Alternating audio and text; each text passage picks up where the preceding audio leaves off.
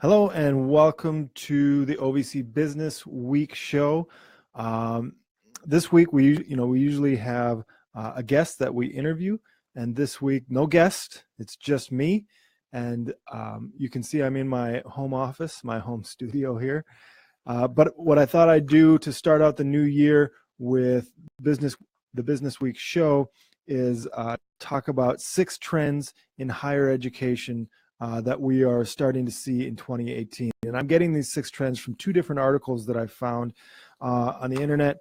One is called Saddle Up, 7 Trends Coming in 2018. This was written by Lisa Rutgers and Julie Peterson and published in Inside Higher Ed. And I'll try to put a link to these articles in the comments on Facebook here. And the second article that I found is called 5 Trends Poised to Shake Up Higher Education in 2018. And that is written by Autumn Arnett and published in Education Drive. So here we go, 6 trends to look for in 2018 with higher education. The first is, number 1, eroding support for higher education. Lisa Rutgers and Julie Peterson write, in the past 12 months, we saw increasing evidence that higher education is no longer sitting on a pedestal and that college may not be viewed as necessary to get ahead in modern society. We're seeing this all the time with students and parents that we're talking to about Oak Valley College, where they're just questioning whether the expense, the debt, is all worth a college degree. Is a college degree really worth all of that money anymore? And we know that this is being questioned and challenged in society because that's why Oak Valley College is so successful. This is the hot button that we're pushing. This is what we are disrupting, is the model, the cost structure of higher education. This is why we are thriving. Oak Valley College is thriving because students just don't know if it's worth it to go into tens of thousands of dollars of debt for their college degree, for a bachelor's degree. And frankly, we agree. That's why Oak Valley College is the way it is. That's why we have a no debt degree that our students earn in 3 years. They walk away with a bachelor's degree in business without student loan debts. And our students are questioning that model. They're the first ones, the early adapters, to jump onto that trend. So that's number 1, eroding support for higher education. She also writes, we're going to see increasing attacks from a variety of sources, some unexpected, on cost, student debt, tenure, free expression, research topics, political makeup, and whether colleges offer degree programs and skills that employers actually want or require. So that's huge. That's the basis of who Oak Valley College is. We feel pretty good about what we're offering. A Christian, a bachelor's degree from a Christian perspective, a private Christian school with no student loan debt. All right, number 2. Number 2, second trend, challenges to the business model, which goes along the same way. They write, higher education is in the midst of a shakeout, fueled by changing demographic trends along with rising costs, lackluster job markets, and questions about whether students are prepared effectively for the workforce. This has led a number of institutions to engage in tuition resets. Harvard University professor Clayton Christensen went viral with a prediction that half of all colleges will be bankrupt in the next 10 to 15 years. Colleges are expensive. They're expensive to run. They're expensive to have giant campuses with big buildings and lots of big programs and professors, faculty who don't teach, but they do research. That's all really expensive. That is an expensive business to be in. And as you can see by this Harvard professor who predicted that colleges will start going bankrupt in the next 10 to 15 years, not only are students questioning the value of the cost structure for colleges, but colleges themselves are wondering how long can this be sustainable.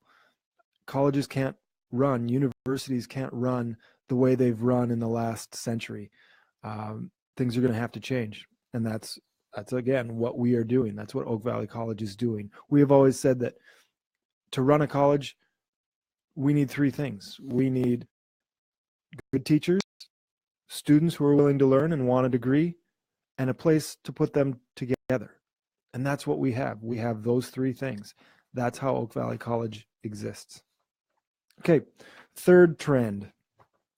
So this is from the second article from Autumn Arnett.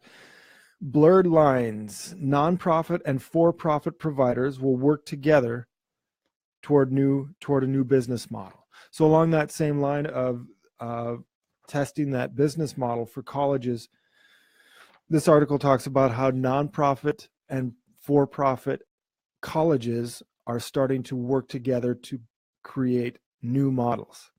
Now, we've seen this not with colleges, but here in the Inland Empire in Redlands, the University of Redlands works very closely with Esri, and that is a nonprofit and for-profit entity working together to create shared value in that.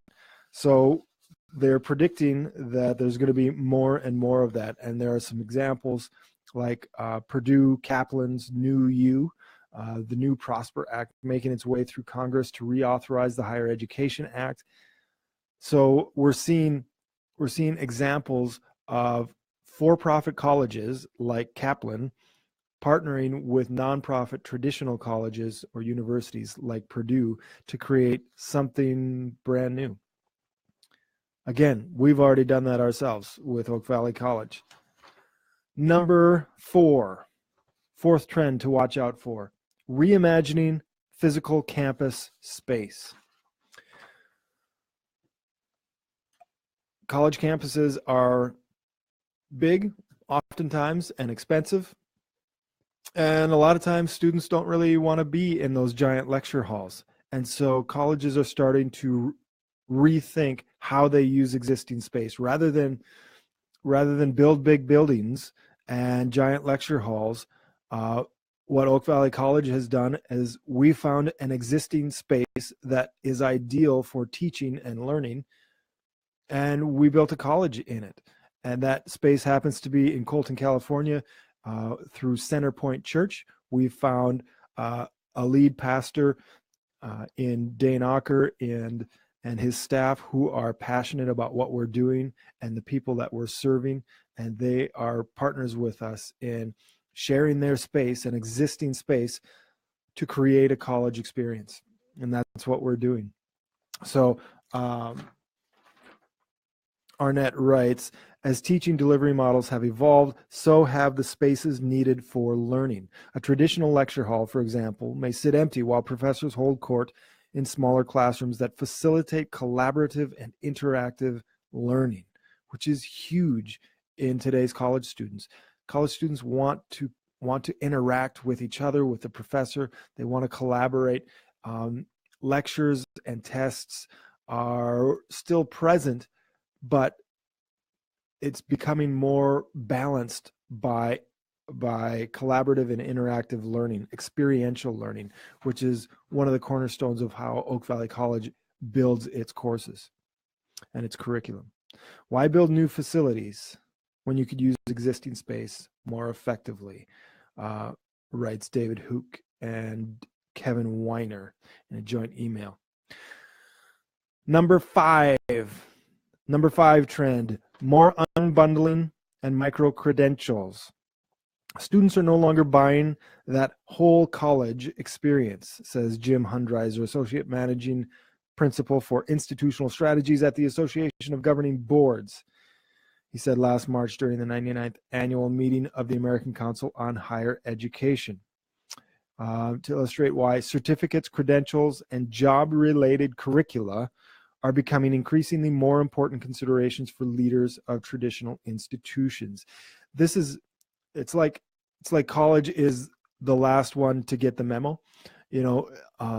We see this in cable TV, the unbundling of cable TV, where we don't want to have to pay for 100 different channels when we're only going to watch 3 or 4. We only want to pay for the 3 or 4 that we want to watch. That's how the cable model was disrupted 10 years ago with a variety of new entries to the market. College is the same way. A lot of students don't want to pay the fee for the new rock climbing wall. They don't want to pay the fee to build the arena for the basketball team or the stadium for the football team. They just want to pay for the things that they're going to actually use, the courses they're going to take, the professors that they're going to learn from, the computers or the facilities that they need to learn. So maybe even the specific skills that they're looking for in their future job. That's all students are thinking. Why do I have to pay for the entire college experience when I'm only going to use a fraction of that experience while I'm in college? So that's where this trend comes from, the unbundling and micro-credentials, where you can pay for the part of college that you really need. These credentials, through Oak Valley College actually offers a program in construction that is just for construction management and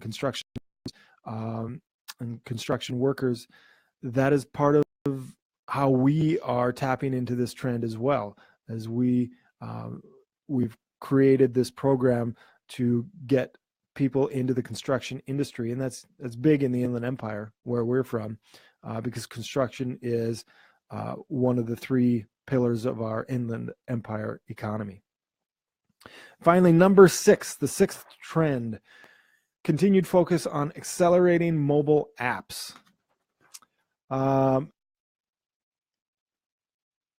79% of colleges and universities had activated mobile apps or planned to offer them by the end of 2013. That was 5 years ago.